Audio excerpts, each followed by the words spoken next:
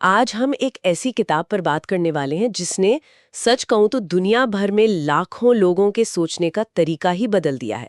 Atomic habits. और इसका जो मूल विचार है वो इतना सरल है कि यकीन नहीं होता। हाँ, कि कैसे छोटी छोटी आदतें हमारी जिंदगी में असाधारण बदलाव ला सकती हैं। हम सब ने नए साल पर कितने बड़े बड़े वादे किए हैं। जिम जाना, नई भाषा सीखना। हाँ, लेकिन फरवरी आते आते सब हवा हो जाता है। ऐसा क्यों होता है? मुझे लगता है ये किताब इसी सवाल का जवाब देने का दावा करती है। और इसका जवाब काफी हैरान करने वाला है। लेखक जेम्स क्लियर कहते हैं कि हमारी नाकामी की वजह हमारी इच्छा शक्ति की कमी नहीं है, या हमारे बड़े लक्ष्य भी नहीं, बल्कि हमारा तरीका ही गलत है। और ये बात उन्होंने सिर्फ रिसर्च से नहीं बल्कि अपनी जिंदगी के एक बहुत ही दर्दनाक अनुभव से सीखी है। हाँ, उनकी कहानी तो वाकई में चौंकाने वाली। हाई स्कूल में उनके चेहरे पर सीधा एक बेसबॉल बैट लगा था। चोट इतनी भयानक थी कि उन्हें मेडिकली इंड्यूस्ड कोमा में रखना पड़ा था। बाप रे। बिल्कुल। और जब वो कोमा से बाहर आए तो उनकी असली लड़ाई तो तब शुरू हुई।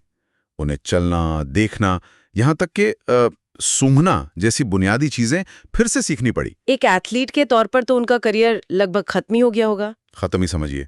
और यही वो वक्त था जब उन्होंने बड़े नाटकीय बदलावों की जगह छोटी छोटी लगभग नजर ना आने वाली आदतों पर काम करना शुरू किया। रोज रात को जल्दी सो जाना, अपना कमरा साफ रखना, हाँ, हफ्ते में बस 1-2 बार थोड़ी सी एक्सरसाइज करना, बस इतना ही। और इन्हीं छोटी आदतों का नतीजा ये हुआ कि 6 साल बाद उसी इंसान को कॉलेज का टॉप एथलीट चुना गया। ये कहानी ही इस किताब की आत्मा है ना? बिल्कुल। तो चलिए इसके सबसे पहले और सबसे अजीब लगने वाले विचार से शुरू करते हैं।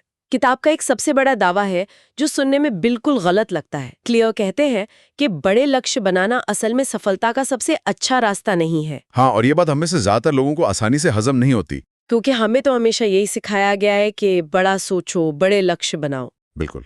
लेकिन क्लियर का तर्क 1% के नियम पर आधारित है। वो कहते हैं कि अगर आप हर रोज सिर्फ 1% बेहतर होते हैं तो 1 साल के आखिर में आप लगभग 37 गुना बेहतर बन चुके होंगे। 37 गुना? हाँ, ये कंपाउंड इंटरेस्ट की तरह काम करता है, जो शुरुआत में बहुत धीमा लगता है लेकिन समय के साथ इसके नतीजे चौंकाने वाले होते हैं। लेकिन 1% सुनने में तो कुछ भी नहीं लगता। एक दिन में 1% बेहतर होने का तो पता भी नहीं चलेगा। क्या इसका कोई असल जिंदगी का उदाहरण है जहां ये काम करता हो? हाँ, एक बहुत ही मशहूर उदाहरण है ब्रिटिश साइकिलिंग टीम का। 2003 तक इस टीम का प्रदर्शन लगभग 100 सालों से बहुत ही मामूली था। अच्छा। उन्होंने कभी टूर डे फ्रांस जैसी कोई बड़ी रेस नहीं जीती थी। फिर उन्होंने डेव ब्रिल्सफोर्ड नाम के एक कोच को हायर किया, जिनकी फिलॉसफी थी मार्जिनल गेन्स, हर छोटी चीज में 1% का सुधार। एग्जैक्टली। तो उन्होंने क्या किया? साइकिलिंग बदल दी या कुछ बड़ा किया? उससे भी बहुत छोटे छोटी चीजें।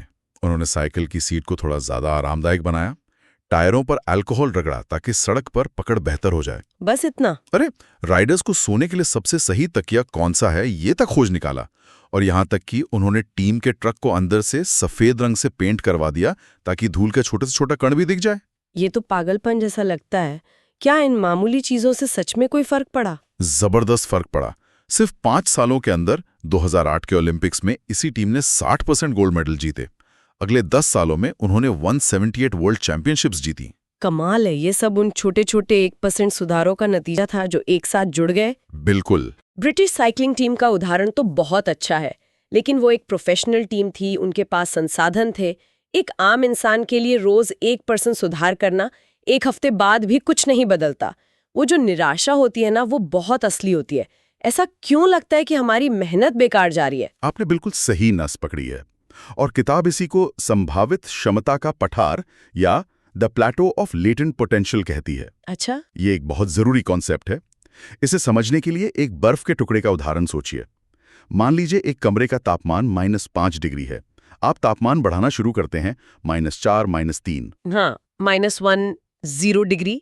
बर्फ वैसी की वैसी है, कुछ नहीं हो रहा। हाँ, लगता है कि मेहनत बेकार जा रही है। लेकिन जैसे ही तापमान 0 से 1 डिग्री पर पहुंचता है, बर्फ पिघलना शुरू हो जाती है। अच्छा। इसका मतलब ये नहीं है कि -5 से 0 डिग्री तक की गई मेहनत बर्बाद हो गई। वो सारी ऊर्जा उस बर्फ में स्टोर हो रही थी, बस एक खास पॉइंट का इंतजार कर रही थी। तो हमारी आदतें भी बिल्कुल ऐसी ही होती हैं। हम हफ्तों तक जिम जाते हैं और कोई नतीजा नहीं दिखता। और फिर अचानक एक दिन चीजें क्लिक करने लगती हैं। तो इसका मतलब जब हमें लगता है कि कुछ नहीं हो रहा, तब भी पर्दे के पीछे बहुत कुछ हो रहा होता है, हम बस उस पिघलने वाले पॉइंट तक नहीं पहुंचे हैं और शायद इसीलिए लोग लक्ष्य छोड़ देते हैं। बिल्कुल, और यहीं से किताब का दूसरा बड़ा आइडिया आता है। लक्ष्य भूल जाओ, सिस्टम पर ध्यान दो। सिस्टम पर ध्यान दो। क्लियर कहते हैं कि सफल और असफल लोगों के लक्ष्य में कोई अंतर नहीं होता। हर ओलंपिक एथलीट गोल्ड मेडल जीतना चाहता है, हर बिजनेस शुरू करने वाला करोड़पति बनना चाहता है। लक्ष्य आपको दूसरों से अलग नहीं बनाते। एक मिनट, ये बात थोड़ी हजम नहीं हुई। बिना लक्ष्य के कोई काम कैसे शुरू करेगा? अगर किसी को मैराथन दौड़नी ही नहीं है तो वो दौड़ने का सिस्टम क्यों बनाएगा? जाना है, लेकिन समस्या ये है कि लोग सिर्फ मंजिल को देखते रहते हैं, रास्ते पर ध्यान नहीं देते। अच्छा। किताब कहती है कि आपको अपने लक्ष्य तय करने चाहिए, लेकिन फिर अपना सारा ध्यान उस सिस्टम पर लगाना चाहिए जो आपको वहां तक पहुंचाएगा। कमरा साफ करना एक लक्ष्य है, लेकिन हर रोज 5 मिनट चीजों को उनकी जगह पर रखना एक सिस्टम है। एकदम सही। और किताब में एक बहुत दमदार लाइन है, you do not rise to the level of your goals, you fall to the level of your systems. मतलब आप अपने लक्ष्यों के स्तर तक नहीं उठते, आप अपने सिस्टम के स्तर तक गिरते हैं। हाँ, जिस दिन आपका मोटिवेशन कम होगा उस दिन आपका लक्ष्य आपको बिस्तर से नहीं उठाएगा, आपका सिस्टम उठाएगा। ठीक है, तो सिस्टम पर ध्यान देना समझ आता है, लेकिन कई बार मोटिवेशन ही नहीं होता। एक दिन जिम जाने का मन करता है, दूसरे दिन नहीं। इस उतार चढ़ाव से कैसे निपटे? बिल्कुल, और यहीं पर किताब का सबसे गहरा आइडिया सामने आता है। क्लियर कहते हैं कि हमें मोटिवेशन पर निर्भर रहना ही नहीं है, हमें अपनी पहचान बदलनी है। अपनी पहचान? हाँ, वो बताते हैं कि बदलाव के 3 स्तर होते हैं। सबसे बाहरी स्तर है परिणाम, यानी आप क्या हासिल करते हैं, जैसे वजन कम करना। ठीक है। दूसरा स्तर है प्रक्रिया, यानी आप क्या करते हैं, जैसे जिम जाना।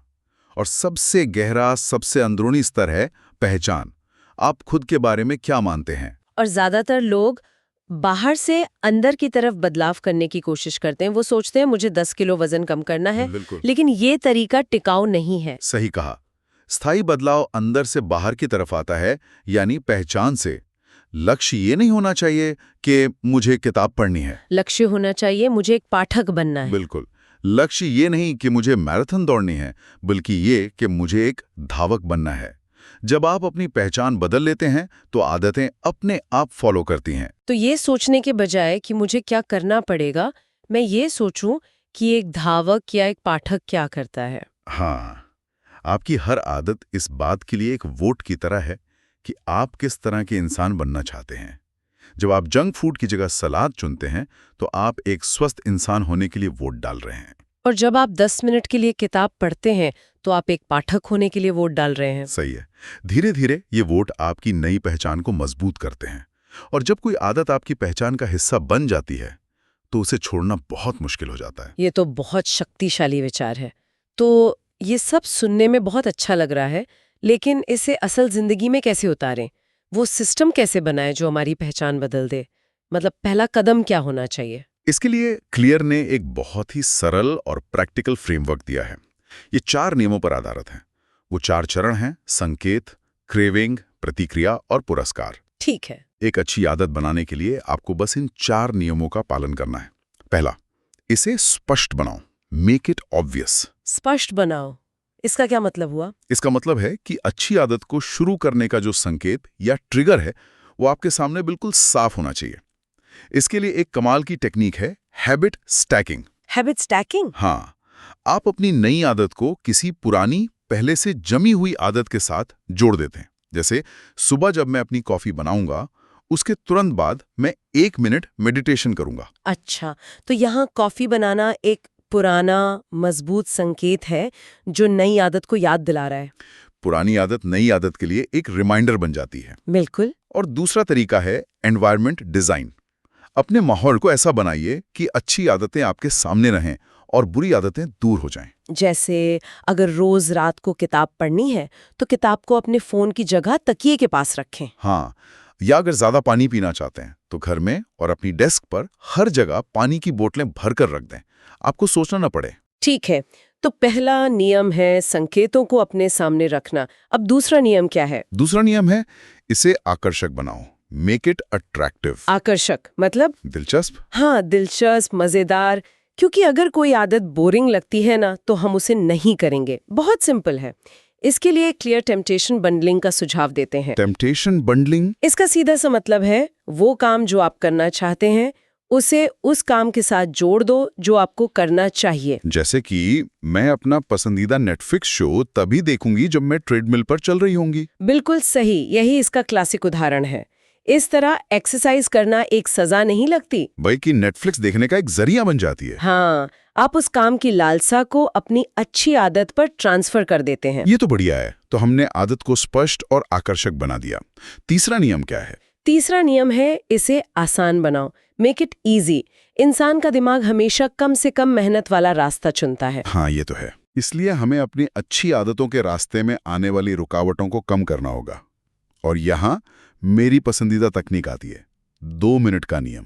2 मिनट का नियम, ये क्या है? नियम यह है कि किसी भी नई आदत को ऐसे रूप में शुरू करें जिसे पूरा करने में 2 मिनट से भी कम समय लगे। रोज 30 मिनट योगा करना एक बड़ी आदत है। हाँ, ये तो मुश्किल है। इसे बदल कर दें अपना योगा मैट बिछाना। इसमें 2 मिनट से कम लगेंगे। रोज एक किताब पढ़ना बन जाता है। सिर्फ एक पेज पढ़ना। मैंने ये कोशिश की थी गिटार सीखने के लिए। मेरा नियम था रोज गिटार को केस से बाहर निकालना। हफ्ते भर तो यही किया। और इसने काम किया? हाँ, सुनने में मूर्खतापूर्ण लगता है पर इसने उस शुरुआती आलस को खत्म कर दिया। ये बिल्कुल भी मूर्खतापूर्ण नहीं है। यही इस नियम का जादू है। मकसद आदत को पूरा करना नहीं, बल्कि उसे शुरू करने की आदत डालना है। एक बार आपने शुरुआत कर दी तो उसे जारी रखना कहीं ज्यादा आसान होता है। गति बनाना सबसे मुश्किल काम है, समझ गई। और आखिरी नियम, हमने आदत को स्पष्ट, आकर्षक और आसान बना लिया है। अब क्या? चौथा और आखिरी नियम है, इसे संतोषजनक बनाओ, मेक इट सैटिस्फाइंग। हमारा दिमाग उन कामों को दोहराना चाहता है जिनसे हमें तुरंत अच्छा महसूस होता है। और समस्या यही है कि अच्छी आदतों का इनाम भविष्य में मिलता है और बुरी आदतों का इनाम तुरंत। हमें इस समीकरण को उलटना होगा। तो अच्छी आदत को पूरा करने पर हमें खुद को तुरंत कोई इनाम देना चाहिए। हाँ, लेकिन एक छोटा सा इनाम। और सबसे अच्छा टूल है हैबिट ट्रैकर। एक कैलेंडर लें और जिस दिन भी आप अपनी आदत पूरी करें उस पर एक बड़ा सा एक्स लगा दें। अच्छा। कुछ दिनों बाद आपको एक्स की एक चेन बनती हुई दिखेगी। उस चेन को न तोड़ने की इच्छा ही अपने आप में एक बहुत बड़ा इनाम बन जाती है। हाँ, ये आपको आपकी प्रगति का एक विजुअल सबूत देता है जो बहुत संतोषजनक होता है। बिल्कुल। तो ये पूरा फ्रेमवर्क स्पष्ट, आकर्षक, आसान और संतोषजनक किसी भी आदत को बनाने का एक ब्लूप्रिंट है। और बुरी आदत तोड़ने के लिए बस उसको उल्टा कर दो। उसे अदृश्य, अनाकर्षक, मुश्किल और असंतोषजनक बना दो। एकदम सही। इस पूरी बातचीत से जो एक बात मेरे दिमाग में बैठ गई है वो ये है कि सफलता कोई मंजिल नहीं है जिसे एक दिन हासिल कर लेना है। हाँ, ये तो हर रोज खुद को थोड़ा बेहतर बनाने का एक सिस्टम है, एक कभी न खत्म होने वाली प्रक्रिया। और ये सब जुड़ा है उस सबसे गहरे विचार से, अपनी पहचान से। जब आप ये मानने लगते हैं कि मैं एक स्वस्थ व्यक्ति हूं या मैं एक डिसिप्लिन इंसान हूं, तो सही चुनाव करना आपके लिए स्वाभाविक हो जाता है। कोई संघर्ष नहीं रहता। तो अगर हमें आज की इस चर्चा से कुछ मुख्य बातें याद रखनी हो तो मेरे लिए पहली होगी 1% का नियम। रोज छोटे छोटे सुधारों पर ध्यान दें, बड़े नतीजों की चिंता ना करें। मेरे लिए दूसरी बड़ी सीख है कि सिस्टम लक्ष्यों से बेहतर है। प्रक्रिया पर भरोसा करें क्योंकि वही आपको मंजिल तक ले जाएगी, सिर्फ मंजिल के बारे में सोचते रहना नहीं। तीसरी और सबसे जरूरी बात, पहचान आधारित आदतें। ये मत सोचें कि आप क्या हासिल करना चाहते हैं, बल्कि ये सोचें कि आप कौन बनना चाहते हैं। हाँ, और चौथा, उस 4 नियमों के फ्रेमवर्क को याद रखें, स्पष्ट, आकर्षक, आसान और संतोषजनक। ये एक प्रैक्टिकल गाइड है जो थ्योरी को एक्शन में बदलती है। तो आखिर में एक सवाल के साथ इस चर्चा को समाप्त करते हैं। क्या सिर्फ एक छोटी आदत किसी की जिंदगी बदल सकती है? शायद नहीं। लेकिन क्या होगा अगर आप उसमें एक और छोटी आदत जोड़ें, और फिर एक और? किसी न किसी मोड़ पर यह मानना ही पड़ेगा कि जिंदगी उन हजारों छोटे छोटे सुधारों के जमा होने से ही बदली है, किसी एक बड़े चमत्कार से नहीं। तो सवाल ये नहीं है कि आपकी अगली बड़ी सफलता क्या होगी, सवाल ये है कि आपका अगला 1% सुधार क्या होगा।